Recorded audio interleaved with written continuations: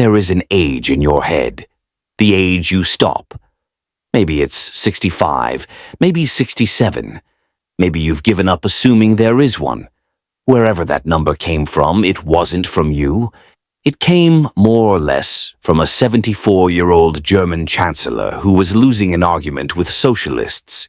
In 1889, Germany built the world's first national old age insurance, and it set the age at 70.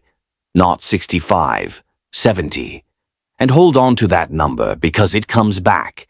In 2025, Denmark passed a law taking its own retirement age to 70. The same number Bismarck picked 136 years later, which should tell you how settled any of this ever was. 65 arrived 27 years later, in 1916, by which point Bismarck had been dead for 18 years and had nothing to do with it. What you've heard about that number is mostly wrong, and the true version is worse, because the age has been changed again and again, in Germany, in America, in France, and not once in any of them did anybody move it because they had learned something new about growing old. They moved it because a fund was short. Every single time. So we're going to follow one number through 3 countries in 137 years and find out what it was ever actually measuring. To understand the number you have to understand what Bismarck was afraid of. Germany in the 1880s was industrializing fast, and socialism was spreading through its workforce faster. Bismarck had already tried banning it. That hadn't worked. So he tried the other thing. If the state looked after workers, the argument went, workers would have less reason to want a different state. The first pension in the world was not a gift, and it was not a victory. It was a purchase. Somebody was buying loyalty, and the price was an income for the old. The Reichstag voted it through on the 24th of May, 1889. The Kaiser signed it in June. The law had a name that tells you almost everything, the Disability and Old Age Insurance Act. Note the order of those words. We'll come back to it. And it was not charity. Workers paid in, employers paid in, and the state topped it up. That 3-way split is still the shape of almost every pension system in the world, which tells you how durable a good idea is, even when the motive behind it was purely tactical. It also meant somebody had to do arithmetic. How many workers, paying how much, for how long, to support how many claimants, and for how many years each? Change any one of those numbers and the sums stop working. The age is one of those numbers. It is, in fact, the easiest one to move. Bismarck himself was 74 when it passed. He had already outlived the age he was setting for everybody else. Which brings us to the thing everybody thinks they know about this. This next part is the version you'll have heard at a dinner table or in a comment section, usually delivered with total confidence. You have almost certainly heard this. Bismarck set the pension age at 65, when life expectancy was about 40, so hardly anyone lived long enough to collect. A cynical little trick. It's a great story. It is wrong in 3 separate places. We've done the first one. The age was 70, not 65. The second is that life expectancy figure. It's real, but it's life expectancy at birth. And in the 1880s, that number was dragged down enormously by children dying. A country where many babies die has a terrifying-looking average. It does not follow that a healthy 40-year-old was near the end. A worker who made it to adulthood had a far better chance of seeing 70 than that average suggests. But the third error is the interesting one. Because it's not really about how long people lived at all. Remember the name of the law. Disability and Old Age Insurance. It was 2 systems in one envelope, and in practice around 90% of covered workers left through the first door, not the second. They claimed a disability pension before they ever reached 70, so the popular story has it backwards. It isn't that workers died before they could collect. Most of them collected. They just collected because their bodies gave out first, which, if you worked in a German factory in 1890, they generally did. A system built around an age of 70 was, in practice, mostly paying people who never got near it, because the work itself wore them out first. The old age pension was the front door. The disability pension was the door nearly everybody actually used. The pension age of 70 wasn't really a prediction about death. It was a statement about how long a body was expected to remain useful. In 1916, Germany lowered the age from 70 to 65.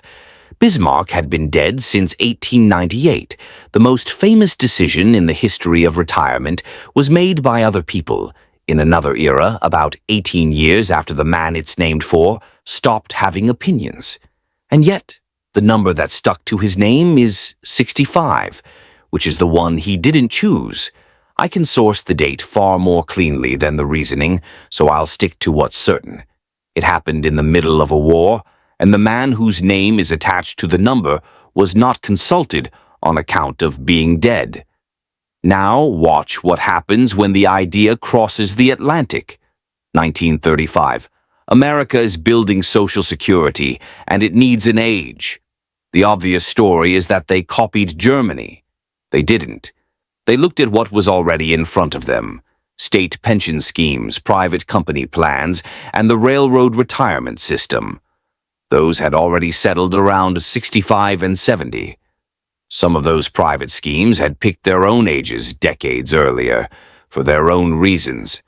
How long a fireman's back lasted, what a company could afford, what a competitor was offering. So 65 went into American law because 65 was already the going rate. A convention borrowed from other conventions, which had themselves been borrowed. At no point in this chain does anybody stop and work out what the right age is. The number is inherited, the way a surname is inherited. By the early 1980s, the American system had a problem that had nothing to do with biology. It was running out of money. The fund that paid retirement benefits was heading for the point where it couldn't pay them.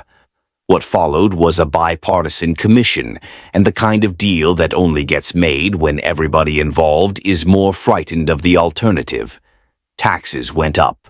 Benefits were taxed for the first time, and the age moved. So, in 1983, Congress raised the full retirement age from 65 to 67. But look at how. It was phased in over 22 years, in increments so small that no single birth year ever woke up to a jump. If you were born in 1937, your age was 65. Born in 1938, 65 and 2 months. Nobody had a moment worth protesting about, because nobody was ever handed the whole change at once. Add up the increments, and everyone born from 1960 onward works 2 more years than their parents did, delivered so gradually that most of them never noticed being told. Germany did the same thing in 2007 and used the same technique. 65 to 67, starting in 2012, complete by 2029. 17 years of 1-month steps. 2 countries, 2 decades apart. Same arithmetic, same solution, and both administered it slowly enough that it never became an argument. Which raises an obvious question. What happens if a government doesn't do it slowly? In January 2023, France set out to raise its minimum retirement age from 62 to 64. 2 years, not 22. And the response was immediate. On the 19th of January, more than 1 million people were on the streets. The government could not be certain of winning the vote, so it used a provision of the French Constitution, Article 49, Paragraph 3, which lets a bill pass without one. The reform became law without the National Assembly ever voting on it. 2 no-confidence motions followed. The government survived both, narrowly, and in April the Constitutional Council upheld the law, and that, for 2.5 years, was that. And here is where the French story stops resembling the others. In Germany and America, once the change was made, it simply became the weather. It was too slow to fight and too abstract to organize against. In France, it never became the weather. It stayed an argument. Then, in November 2025, the National Assembly voted to suspend it. 255 to 146, with 104 abstentions. An alliance of parties that agree on almost nothing else. Whether that suspension survives the next election is not something anybody can tell you today, and I'm not going to pretend otherwise. The retirement age in France is now frozen where it stood, at 62 years and 9 months, until after the next presidential election. Same change, same reason, same century. The only difference is that France did it fast enough for people to see it happening. So put the 4 moments side by side.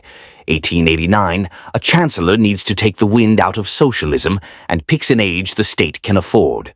1916, a country at war moves it. 1983 and 2007, 2 funds run short and 2 governments move it again. 2023, a third does the same and gets caught. Not one of those decisions began with a question about human beings. Every one of them began with a column of figures, 4 moments, 3 countries, 137 years. One consistent cause. The retirement age looks like a biological fact. It sounds like one. 67 feels like a statement about what a body can do. It has never once been that. It is a budget line wearing a biological costume, and it has been redrawn every time the budget changed. And there is one country where you could tell me I have this exactly backwards.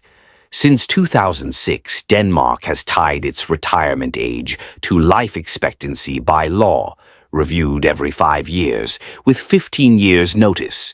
Which looks like the one thing I've just said has never happened anywhere. A retirement age set by human bodies. So look at what the formula actually does. It moves 1 to 1. Every extra year of life expectancy becomes an extra year of work. Not half of it, not a share of it, all of it. Which means the rule isn't really asking how long people live. It's holding the number of years the fund pays out constant and letting the age absorb everything else. That is a solvency rule with a life expectancy label on the front. In May 2025, the Danish parliament voted it up to 70, 81 to 21, taking effect in 2040 for everybody born after 1970. And there's a detail buried in that law worth sitting with. The new age of 70 applies to everybody born after the 31st of December, 1970. Born on that day, you stop at 69. Born the next morning, 70. 1 night between them and a year of your life on the other side of it, which is worth putting next to the American staircase. 22 years of 2-month steps, engineered so that nobody ever had to stand on the edge of one. Denmark hands a whole year to a single cohort and draws the line down the middle of a night. And nobody marched. Not because it was gentle, because it was announced 15 years early, to people who could still do nothing about it. So Denmark isn't the exception to any of this. Denmark is the only one that wrote the arithmetic down and admitted it was arithmetic. And once you see that, the whole public argument looks different. One side says people are living longer, so the age must rise. The other says the work is exhausting, so it must not. Both are arguing about bodies. Neither is describing what moves it. What moves it is whether the fund can pay.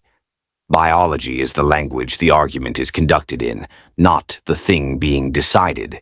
And that's the trap. Not that somebody chose badly in 1889. The trap is that everyone since has argued about the number as though it meant something, when the only thing it has ever tracked is affordability. Now, this is the part where a video like this tells you what to do about your own retirement. We're not going to. Not what to save, not where to put it, not when to stop. That's your call, your life, your rules. All we do here is explain the mechanism, but it's worth knowing what you're arguing with. When the age moves again, and on the record of the last 137 years, it will. It won't move because somebody discovered something about aging. It'll move because a fund is short. That is the only thing that has ever moved it. There are only ever 4 levers: more paid in, less paid out, more people paying, or fewer years of paying out. Moving the age is the fourth one. It is the only lever that can be pulled without anybody's monthly figure changing today, which is exactly why it is the one that gets pulled.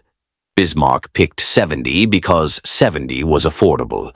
Everyone since has been adjusting his arithmetic and calling it a principle. Watch for the silent one. He's been in every video we've ever made. This has been Context Trail.